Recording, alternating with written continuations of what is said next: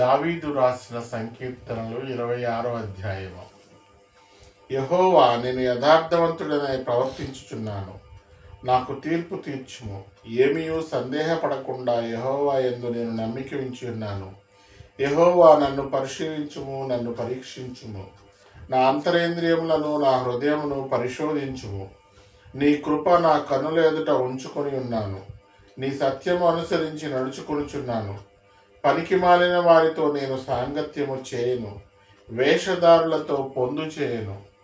దుష్టుల సంఘము నాకు అసహ్యము, భక్తిహీనులతో సాంగత్యము చేయను. నిర్దోషినని నా చేతులు కడుగుకొందును. యెహోవా, నీ బలిపీఠము చుట్టూ ప్రదక్షిణము చేయుదును. అచ్చట కృతజ్ఞతాస్తుతులు చెల్లింతును.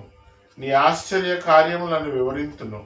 యెహోవా, నీ నివాస మందిరమును, నీ తేజోమహిమ నిలుచు స్థలమును నేను ప్రేమించుచున్నాను.